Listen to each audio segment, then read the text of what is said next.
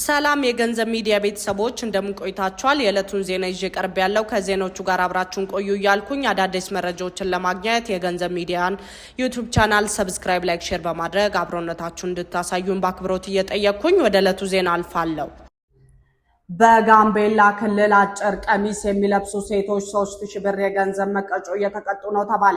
በጋምቤላ ክልል ጎጂ ልማዳዊ ድርጊቶችን ለመቆጣጠርና የህፃናትን ደህንነት ለማስጠበቅ የሚያስችሉ ውሳኔዎች በመተግበር ላይ እንደሚገኙ የክልሉ አኝዋ ብሔረሰብ ዞን የአበቦ ወረዳ ሴቶችና ህፃናት ማህበራዊ ጉዳይ ጽሕፈት ቤት አስታውቋል። ውሳኔዎቹ ሊተላለፉ የቻሉት ልጆች ከወላጃቸው አቅም በላይ በመሆናቸውና ትዕዛዝ ባለመስማታቸው ነው ሲሉ ጽሕፈት ቤቱ አስታውቀዋል። ወላጆች መንግስት ይደግፈን ባሉት መሰረት ፕሮፖዛል ተቀርጾና ኮሚቴ ተዋቅሮ ከፖሊስ ከፍትህና ከጸጥታ አካላት ጋር በመቀናጀት ጥቃቶችን ለመከላከል በሚያስችሉ ውሳኔዎች ላይ እየተሰራ ይገኛል። የአበቦ ወረዳ ሴቶችና ህጻናት ማህበራዊ ጉዳይ ጽሕፈት ቤት ኃላፊ ወይዘሮ አዊል ኡጁሉ ከብስራት ሬዲዮ ጋር ባደረጉት ቆይታ እንደገለጹት ሴቶች የሚለብሷቸው አጭር ቁመት ያላቸው ልብሶች የጥቃት ተጋላጭነትን ይጨምራሉ። ወላጆች ልጆቻቸውን እንዲከታተሉና ልጆችም ከዚህ አይነቱ ድርጊት እንዲቆጠቡ የሚያስችሉ ጥብቅ መመሪያዎች መተላለፋቸውን ነግረውናል። ይህንን ችግር ለመቅረፍ ለጥቃት አጋላጭ በሆኑ መልኩ አጭር ልብሶችን ለብሰው በሚንቀሳቀሱ ሴቶች ላይ የ3000 ብር የገንዘብ ቅጣት መተላለፉን የነገሩን ኃላፊ መመሪያውን ተላልፈው በተገኙት ላይ የቅጣት እርምጃ እየተወሰደ ይገኛል ሲሉ ጨምረው ገልጸዋል። ነገ ያልፈልና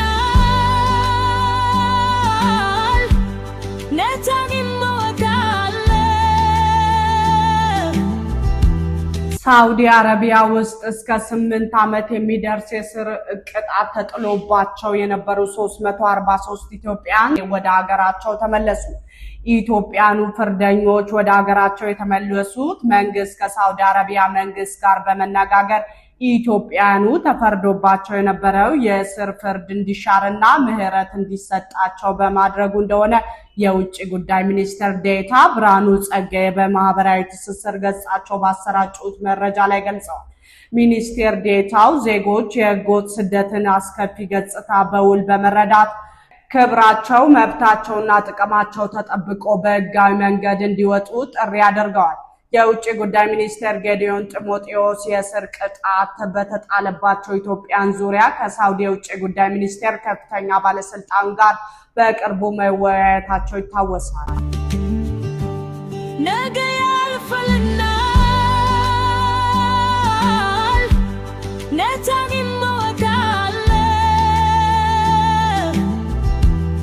የኢትዮጵያ አየር መንገድ ከአዲሱ የደብረ ማርቆስ ከተማ ንጉስ ተክለ ሃይማኖት አውሮፕላን ማረፊያ ወደ ባህር ዳር ከተማ በሳምንት 4 ቀን በረራ በመጪው አርብ ሊጀምር መሆኑ ተገለጠ።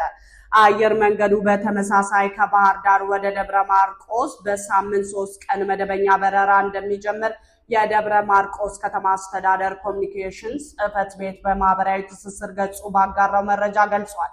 አየር መንገዱ ከደብረ ማርቆስ ወደ ባህር ዳር በረራ የሚያደርገው ሰኞ፣ ሮብ፣ አርብና እሁድ ሲሆን ከባህር ዳር ወደ ደብረ ማርቆስ ደግሞ ማክሰኞ፣ ሐሙስና ቅዳሜ መሆኑን መረጃው አመልክቷል። አየር መንገዱ በቅርቡ ከአዲስ አበባ ወደ ደብረ ማርቆስ ደርሶ መልስ መደበኛ በረራ መጀመሩም ይታወሳል።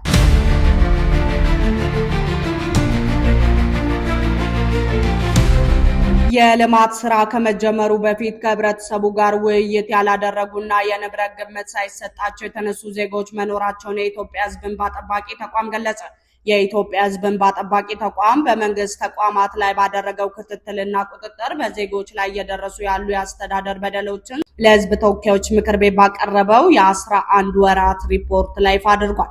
ተቋሙ ባከናወነው የቁጥጥር ስራ በተለይም በመሰረተ ልማት ግንባታ፣ በኤሌክትሪክ አገልግሎት፣ በሰራተኞች መብት፣ በጤና መድን ዘርፎች ላይ የታዩ ግድፈቶች የዜጎችን ህይወት ለእንግልት እየዳረጉ መሆኑን ገልጿል።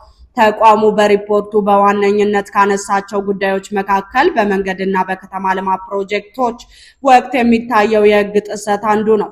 በአዋጅ ቁጥር 1161/2012 አንቀጽ 8 የተደነገገው ግዴታ በመጣስ መንግስታዊ ተቋማት ልማት ከመጀመራቸው በፊት ከህብረተሰቡ ጋር ውይይት እንደማያደርጉና የንብረት ግምት ሳይሰጡ ዜጎችን በኃይል እንዲያነሱ እንደሚያደርጉ ተገልጿል። ይህ ዜጎች ተገቢውን ካሳ ሳያገኙ እንዲፈናቀሉና መብታቸው ለማስከበር ለዓመታት በተለያዩ ተቋማት እንዲንከራተቱ እያደረገ መሆኑ ጠቁሟል። በኤሌክትሪክ አገልግሎት ረገድም በሐረር በሶማሌና በድሬዳዋ የሲስተም መቆራረጥ፣ የካርድ ሽያጭ ማዕከላት ላይ የሚታዩ ረጅም ሰልፎች፣ የቆጣሪ ንባብ በአካል ተገኝቶ አለመውሰድና በግምት የሚላኩ የተጋነኑ የክፍያ መጠየቂያዎች ዜጎችን ላላስፈላጊ ወጪና ለእንግልት እየዳረጉ መሆኑ ተገልጿል። ተገልጋዮች መፍትሄ ፍለጋ ወደ አገልግሎት መስጫ ማዕከላት ደጋግመው እንዲመላለሱ መገደዳቸው በግኝቱ ተካቷል። በደቡብና በማዕከላዊ ኢትዮጵያ ክልሎች በሚገኙ አንዳንድ ወረዳዎች ላይ አሰሪ መስሪያ ቤቶች ለተለያዩ የልማትና ማህበራዊ አገልግሎቶች በሚል ሽፋን ያለ ሰራተኞች ፍቃድ ከደሞዛቸው ላይ ገንዘብ እንደሚቆርጡ ተረጋግጧል። በተጨማሪም በአንዳንድ መረጃዎች በአንድ ስራ መደብ መታወቂያ ቁጥር ላይ ከአንድ በላይ ሰራተኞችን በመቅጠር የሚፈጸሙ ህገወጥ አሰራሮች መኖራቸው ተለይቷል። በጤናው ዘርፍም የማህበረሰብ አቀፍ የጤና መድን አባላት የሆኑ ዜጎች ከክፍያ ነፃ አገልግሎት የሚያገኙበት መብት ቢኖራቸውም በተግባር ግን ከፍተኛ ችግር እያጋጠማቸው መሆኑ ተጠቁሟል። የጤና ተቋማት የመድኃኒት አቅርቦት ስለሌላቸው ዜጎች መድኃኒቶችን ከግል ፋርማሲዎች በውድ ዋጋ እንዲገዙ እየተገደዱ መሆኑ ተገልጿል።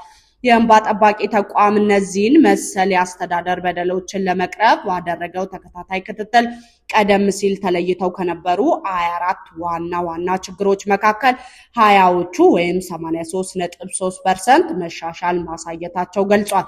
ይሁን እንጂ አሁንም በመንግስት ተቋማት ውስጥ ያሉ የአሰራር ክፍተቶች ጥልቅ በመሆናቸው ተከታታይነት ያለው ቁጥጥርና የሪፎርም ስራ እንደሚያስፈልግ ተቋሙ ባቀረበው ሪፖርት አሳስቧል።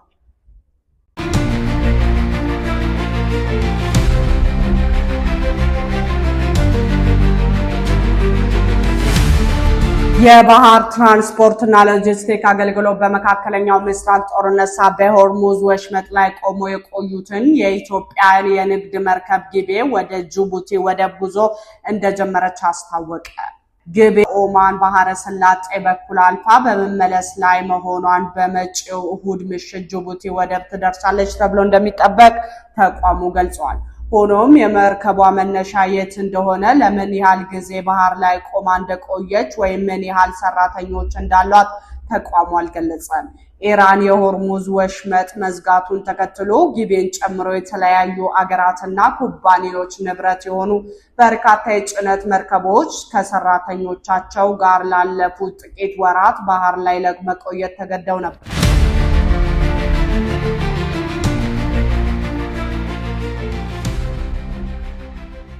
የኢትዮጵያ፣ ኤርትራ፣ ሱዳንና ሶማሊያ ዜጎች ወደ ምስራቅ ሊቢያ ግዛት እንዳይገቡ ታገዱ።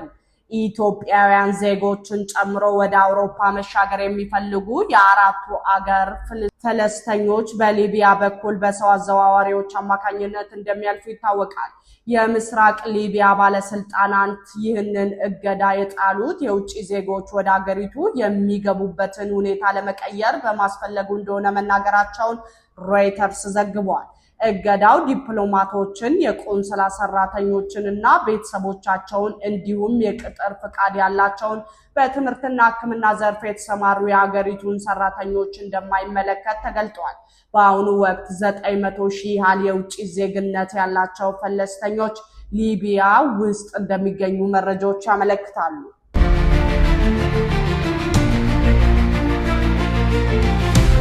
ውድ የገንዘብ ሚዲያ ቤተሰቦች ለዕለቱ ያዝናቸው ዜና እነዚህ ነበሩ።